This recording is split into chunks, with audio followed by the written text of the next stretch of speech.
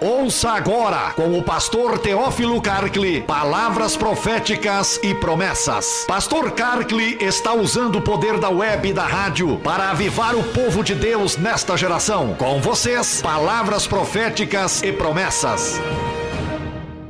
Nessa noite, eu quero olhar juntamente com os irmãos que estão atentos ao programa, uma palavra de Deus que está baseada no livro de Filipenses, no capítulo 3, versículo 19. Coloque atenção então na palavra do Senhor em Filipenses capítulo 3, versículo 19. Diz assim a poderosa palavra do Senhor: cujo fim é a perdição, cujo Deus é o ventre, e cuja glória assenta no que é vergonhoso, os quais só cuidam das coisas terrenas. Leio novamente para ficar bem familiar esse texto sagrado.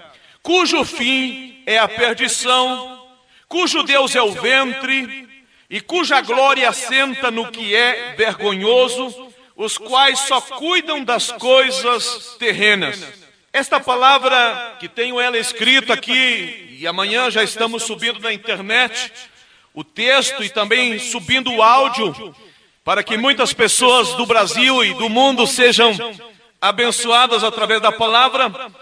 É uma palavra nova. Eu quero falar sobre o Deus do ventre. Esse é o título da pregação nessa noite: o Deus do ventre e a glória das vergonhas. Abordaremos nesta ocasião um tema que dificilmente ouvimos a pregação nos púlpitos das igrejas, sobre o Deus do ventre. Pelo texto lido, um mistério nessa região do ventre. Por muito tempo os demônios têm usado essa região do ventre para destruir os projetos de Deus. E eu chamo de projeto de Deus a fecundação de uma vida no útero de uma mulher que serve ao Senhor. Tem muitas crianças que Satanás não queria que elas nascessem, porque Satanás, conhecendo a família, o pai e a mãe, sabe que ali está nascendo mais um servo do Senhor, mais uma serva do Senhor, mais um futuro potencial na mão de Deus.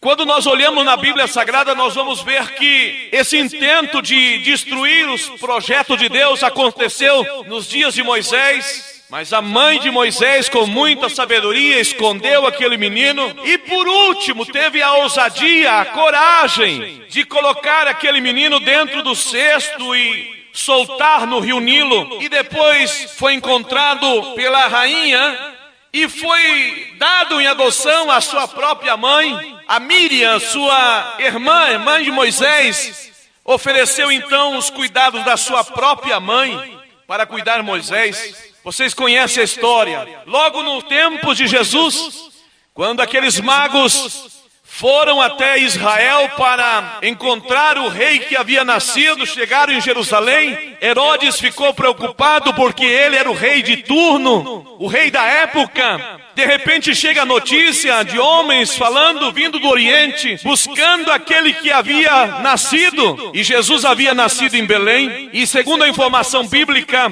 Herodes deu as instruções dizendo: vocês vão, adore ele, leve os presentes para ele e depois volta, me traz toda a informação, porque eu quero ir também adorar, eu quero ir também conhecer, eu quero saber aonde ele nasceu, aonde ele está. E aqueles magos, por orientação de Deus, foram desviados por outro caminho, jamais voltaram por Jerusalém. E Herodes naquela época manda matar todos os meninos menos de 2 anos de idade, para ver se nessa matança toda fosse incluído o maior projeto de Deus, que seria a vida do nosso Salvador Jesus Cristo.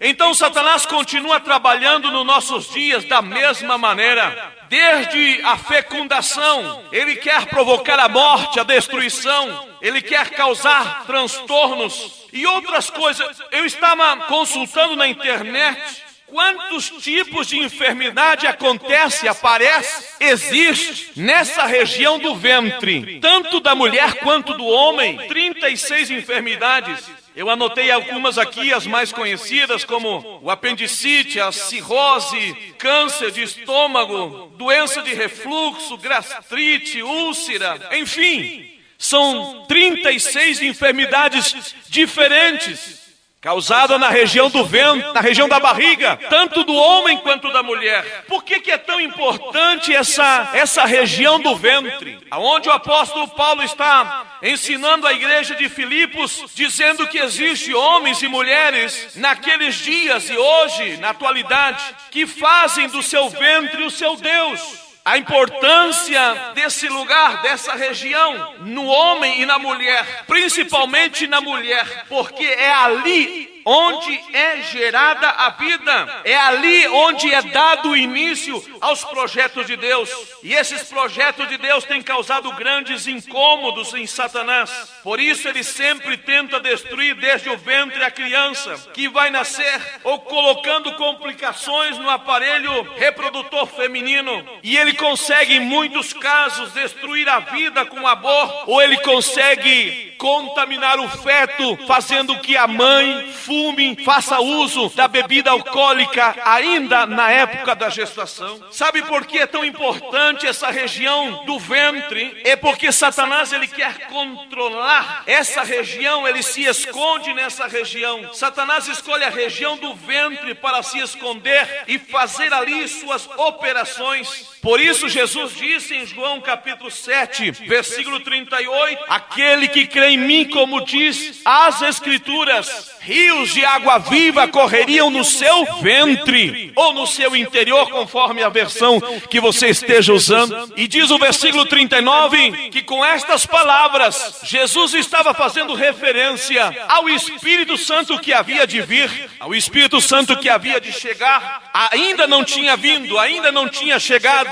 E todos aqueles, hoje inclusive na atualidade, que crê em Jesus Cristo, como diz as Escrituras, no seu interior correm, fluem a própria vida, a própria pessoa, a própria personalidade do Espírito Santo. Outra coisa, porque nessa região do ventre está cheio de superstições. Existem mães ainda na atualidade que guardam o cordão umbilical dos seus filhos, outras usam para fazer simpatias, e toda simpatia entrega legalidade aos demônios no mundo espiritual para agirem. Inclusive nós temos informações na internet, nos jornais, de um pai que foi num campo de futebol, lá no Rio Grande do Sul, em Santa Maria, para enterrar no meio do campo de futebol o cordão umbilical dos seus 2 filhos, consagrando assim e desejando que os seus filhos fossem famosos nessa área de jogar futebol. Tem muitas pessoas enterrando, tem muitas pessoas fazendo superstições, crendo nessas coisas, levando seus filhos para ser benzido, levando seus filhos para receber determinadas massagens. Muitas vezes dentro das nossas igrejas, as pessoas passam na frente depois de ouvir a palavra para receber uma cura para o seu corpo, para a sua enfermidade,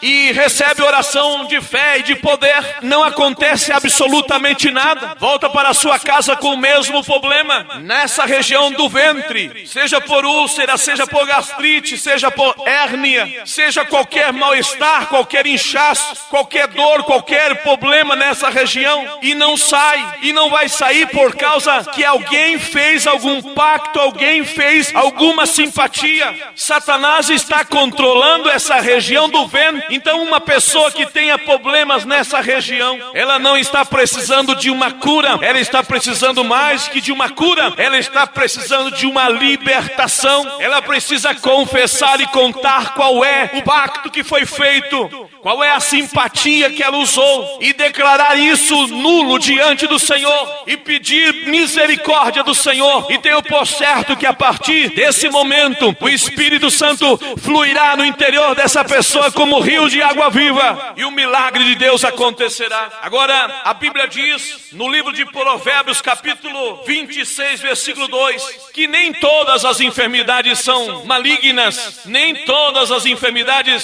são maldições. O texto diz que nenhuma maldição vem sem causa. Vou ler novamente, Provérbios 26:2. Nenhuma maldição vem sem causa. Em outras palavras, se a maldição está na família, se a maldição está no corpo, se a maldição está realmente nessa região do ventre, foi por causa de um pacto, foi por causa de uma aliança, foi por causa de uma simpatia, foi por causa de uma superstição, foi por causa de haver comido algum alimento dedicado aos demônios, foi porque alguém tocou o teu ventre, tocou a tua barriga, te benzeu. E isso você precisa receber da parte do Senhor, a libertação. E eu quero te dizer nessa noite, que em Cristo Jesus nós temos vida, que em Cristo Jesus nós temos libertação, que em Cristo Jesus nós temos vitória, que em Cristo Jesus nós temos cura para o nosso corpo. As nossas enfermidades foram levadas por Cristo Jesus ali na cruz do Calvário. Eu gostaria de perguntar para você, como é que eu posso descobrir que o meu ventre se transformou num Deus?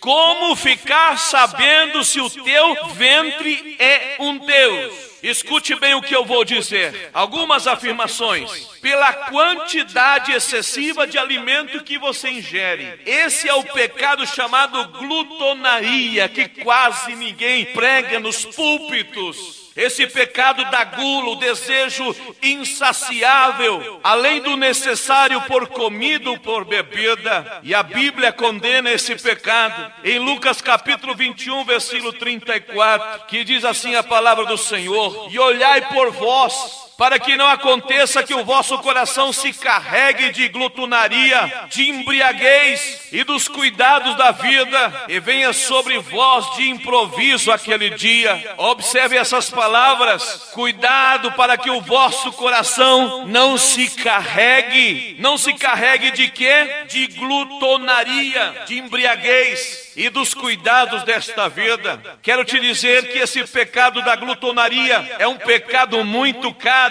Ele é caro para o bolso, ele é caro para a carteira, e ele é caro também para a tua saúde. Uma pessoa que come muito e depois ela vai no culto, ela acaba tendo dificuldade de concentração, ela acaba tendo dificuldade de participação, ela acaba tendo sono e dormindo dentro da igreja. Ela não ouve a palavra, e se você não ouve a palavra, você não recebe a bênção de Deus, porque a fé vem pelo ouvir. E o propósito não é ser abençoado pela música. A música também tem essa condição de abençoar aquele que ouve. A proposta de Deus é que tu seja abençoado pela palavra dele, pela palavra que é pregada. Por isso você precisa estar com teu organismo em dia, comer o suficiente, comer a comida de maneira equilibrada, comer comida saudável, porque se você está dando lugar a esse desejo insaciável pela comida, pela bebida, e come de novo, e come mais, o seu ventre está se transformando num Deus. Outra coisa, pelas simpatias praticadas e pelas superstições aprendidas. Se vives uma vida com simpatias e superstições vinculadas ao estômago, ao ventre, ao cordão umbilical, estás propagando o culto ao Deus do ventre. Tem pessoas por aí enterrando o cordão umbilical do recém-nascido para trazer boa sorte aos filhos. Como é o caso daquele jogador que eu falei, por nome Michael. O seu pai enterrou o seu cordão umbilical ali no estádio de Santa Rosa, no Rio Grande do Sul. Outra coisa, pelas exposições de sensualidade na região do ventre. A Bíblia diz que o mundo inteiro sem Cristo está no maligno. No seu sistema, até a moda está no maligno. Tem mulheres que gostam de exibir o seu Deus usando minis blusas, até certas mulheres grávidas mostrando a sua barriga. Tem uma dança muito conhecida no mundo chamada a dança do ventre, que me aponta alguns fatores estranhos. Primeiro, pela sua origem, Egito. Segundo, pelo seu movimento sensual. Terceiro, pela sua sinuosidade semelhante à de uma serpente. Isso me leva a pensar quando Eva e Adão estavam no jardim e que foram enganados pela serpente que estava sendo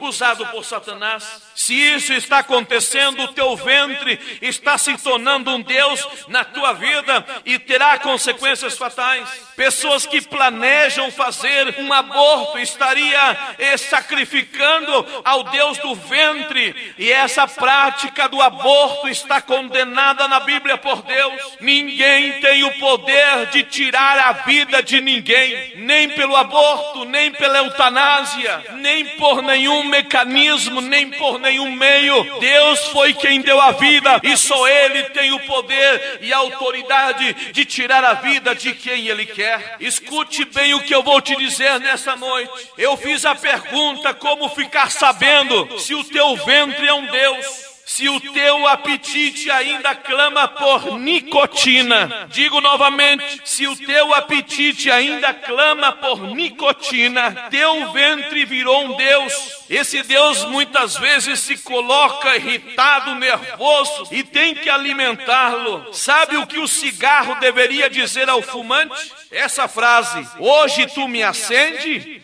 e amanhã eu te apago. Escute bem, vou dizer de novo. O cigarro deveria dizer para as pessoas que fumam: hoje tu me acende, amanhã eu te apago. E lamentavelmente tem pessoas ainda que já conheceu ao Senhor, que já estão frequentando a igreja, mas ainda o seu apetite pela nicotina e o seu apetite pelas bebidas alcoólicas ainda não foram curados, ainda não foram libertados. E eu quero te dizer, estimado irmão, estimada irmã que me ouve nesta noite, que em Cristo Jesus há libertação. Em Cristo Jesus há poder para te libertar do vício do cigarro, da nicotina e do uso das bebidas alcoólicas. A Bíblia chama isso de bebedice, de bebedeira ou de borracheira. O apóstolo Pedro, na sua carta, na sua primeira carta, capítulo 4, versículo 3, diz: porque é bastante que no tempo passado da vida fizesse a vontade dos gentios, andando em dissoluções, concupiscências, borracheiras, glutonarias, bebedices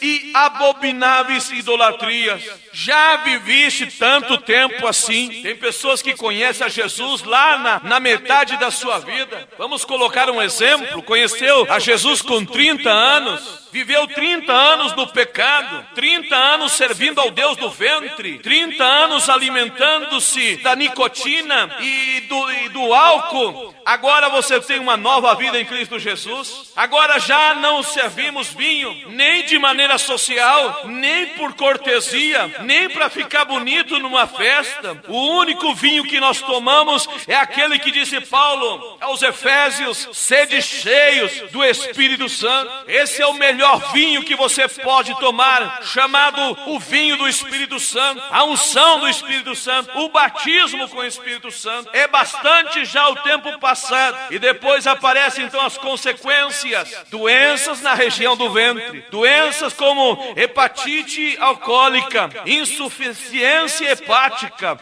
cirrose biliar primária e uma gama grande de pecados que é realizado a partir da embriaguez, que remove as inibições naturais, estando a pessoa à vontade para praticar coisas aberrantes, causa dependência, causa vícios, desajuste na família, desequilíbrio emocional e distúrbio de temperamento e de personalidade, e acarreta problemas no seu fígado, no seu estômago e na sua circulação. Tem um texto sagrado que todos os nossos irmãos conhecem, que está no Salmo 33, versículo 12, que diz: bem-aventurada é a nação cujo Deus é o Senhor. E eu gostaria de colocar outra bem-aventurança que eu encontro no livro de Eclesiastes, no capítulo 10, versículo 17. Se a nação tem que ser bem-aventurada porque Deus é o Senhor dela, ou o Senhor é o Deus da nação, as nossas autoridades constituídas precisam ouvir esse texto. Bem-aventurado tu, ó terra, cujo rei é filho dos nobres, e cujos príncipes comem a tempo para refazerem as forças e não para a bebedice.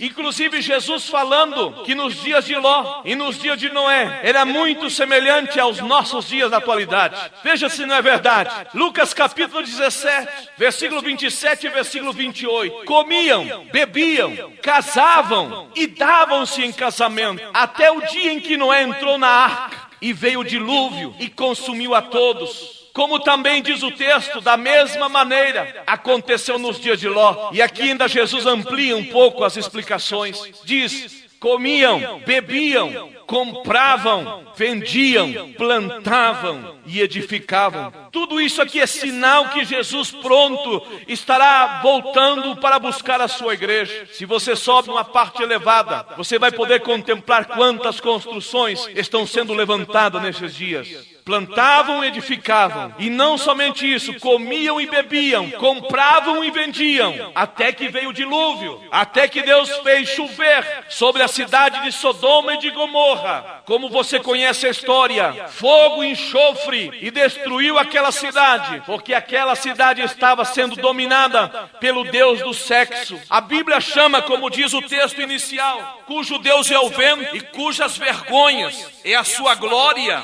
cuja glória assenta-se no que é vergonhoso. A Bíblia chama o genital feminino e masculino de vergonha. No livro de Deuteronômio, capítulo 25, versículo 11 e 12, quando pelejarem dois homens, um contra o outro, e a mulher de um chegar para livrar o seu marido da mão do que fere, e ela estender a sua mão e lhe pegar pelas suas vergonhas, então cortar-lhe-ás as mãos, não pouparás teu olho. Isso era lei mosaica, isso era no tempo de Moisés. E outros versículos onde a Bíblia fala principalmente quando fica ao descoberto, quando o homem se embriaga, perde a razão, perde a consciência, acaba se despindo e acaba revelando o seu corpo, mostrando as suas partes íntimas, mostrando as suas vergonhas. Isso é condenado por Deus. E isso somente acontece quando a pessoa perde a cabeça usando a bebida alcoólica. E aí se une uma coisa com outra, o Deus do ventre com o Deus das vergonhas, o Deus do ventre com o Deus do sexo. Agora, que definição eu vou dar para essas glórias? Diz cuja glória assenta no que é vergonhoso. A glória, neste caso, é o excesso de elogios. É o excesso de elogios, o excesso de conversa, o excesso de desejos, o excesso de prazer, o excesso de pensamentos que dominam a mente. Esse tipo de glória é tudo que gira em torno do sexo e os seus prazeres. Um verdadeiro culto ao físico, um verdadeiro culto ao corpo, à beleza, ao prazer. E eu encontrei 36 enfermidades na região do ventre, mas eu não quis fazer um levantamento para saber quantas enfermidades existem causada por causa desse Deus chamado o Deus do sexo. E não quero mencionar também a lista enorme que poderíamos mencionar de pecados cometidos nessa região do corpo. Pecados antigos e pecados novos. A lista é interminável de tantas orgias, luxúrias, lascívias. Que Deus tenha misericórdia da nossa cidade, do nosso povo. Pecados e nomes de deuses que são impronunciáveis. Tem pecado que é realizado a tão baixo nível de degradação que não podemos estar mencionando, como diz Paulo aos Efésios capítulo 5, versículo 12. Porque o que eles fazem oculto, até dizê-lo é torto. Efésios capítulo 5, versículo 12. Porque o que eles fazem em oculto, até dizê-lo é torto. Eu gostaria de chamar a atenção de alguns irmãos, inclusive de alguns pregadores, e fazer ao mesmo tempo para eles como Davi fez no Salmo número 20, versículo 4. Olha que conselho tremendo. Olha que palavra importante para a tua vida e para a minha vida. As dores se multiplicarão. Estou lendo no Salmo 20, versículo 4. As dores se multiplicarão. Aqueles que fazem oferendas a outros deuses. Eu, diz o salmista Davi, eu não oferecerei as suas libações. O que era libações? Era derramar algum líquido em oferta a Deus, Jeová ou qualquer outra entidade daquela época. Eu não oferecerei suas libações de sangue, nem tomarei o seu nome nos meus lábios. Essa é uma coisa que eu estou tomando muito cuidado. Eu posso dizer como o salmista Davi, eu também não quero mencionar o nome deles nos meus lábios. Tem uma palavra que muitas vezes se ouve por aí, e eu já ouvi, inclusive na igreja, um pregador dizendo, Oxalá. E se você sabe a origem desta palavra, você deixaria de mencionar, porque faz referência aos orixás e aos Exus, e nós não estamos na igreja para estar citando nome dos orixás, nome dos Exu, nome de todos os demônios que estão nesta terra. O nosso propósito ao estar na igreja é para para servir ao Senhor, é para adorar ao Senhor, é para ouvir as suas palavras. E eu coloquei aqui uma classificação ligeiramente: pecados cometidos por causa do Deus do sexo, a bestialidade, sexo com animais, incesto, sexo com parentes, pedofilia, sexo com crianças, necrofilia, sexo com cadáver, homossexualismo, sexo com o mesmo sexo. E a Bíblia condena toda essa gama de pecado. A Bíblia condena toda a manifestação desse Deus na atualidade. A Bíblia diz em Romanos 1, 26, 27: por isso Deus os abandonou, as paixões infames, porque até as suas mulheres mudaram o uso natural, no contrário à natureza. E semelhante também os homens, deixando o uso natural de mulheres, se inflamaram em sua sensualidade, uns para com os outros, homens com homens, cometendo torpeza e recebendo em si mesmo a recompensa que convinha do seu erro. Eu quero te dizer uma coisa: se nessa noite você aprendeu pelo menos essa parte, que você não pode fazer nenhuma simpatia, nenhuma superstição relacionado com o cordão umbilical do teu filho, se você aprender isso nessa noite, eu quero declarar sobre a tua vida e sobre a tua casa a bênção do Senhor. Creio que nessa noite Deus permitiu que essa palavra fosse pregada. Deus permitiu que você estivesse até agora com a tua rádio ligada, escutando, para ouvir essa palavra, porque Deus quer produzir um milagre no teu ventre. Deus quer produzir nessa região do teu estômago, aonde está essa úlcera, aonde está essa enfermidade crônica, aonde está essa dor, aonde está esse inchaço. Alguma coisa estranha está acontecendo. Primeiro, você precisa confessar. Segundo, depois de confessado, orar ao Senhor e o milagre vai acontecer. E nós queremos declarar que a cidade, ela não é controlada pelo Deus do ventre, ela não será controlada pelo Deus das vergonhas, ela será controlada pelo Senhor Jesus Cristo, que tem libertação para a tua vida hoje e sempre. Amém.